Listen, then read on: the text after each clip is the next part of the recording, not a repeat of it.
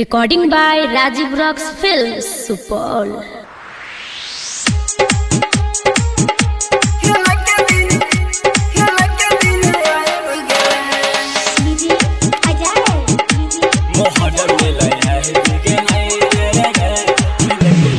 लंबा लंबा बांस कट के लंबा तजिया बनही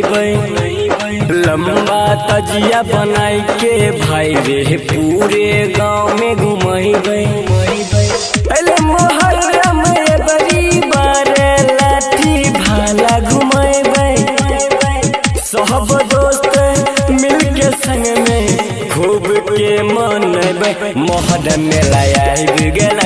रे खेल के दिन आई भी गेले मोहर्रम में लाया भी गेले रे खेल के दिन आई भी गेले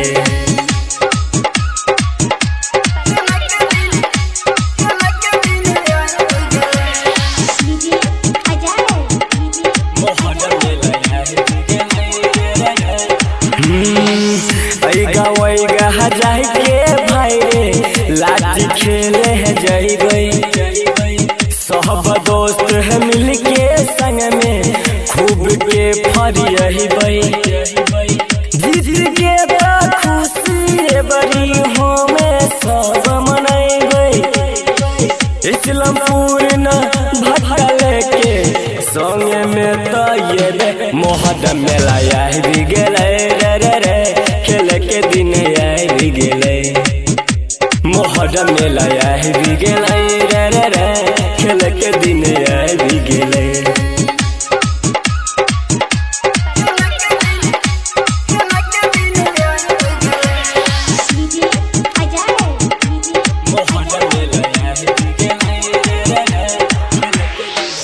गाभे मनु बिहारी देखा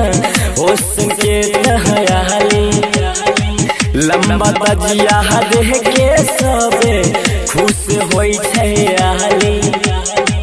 ओ तो हसन को है जैसे हमारा जनवावे गाभे मनु बिहारी का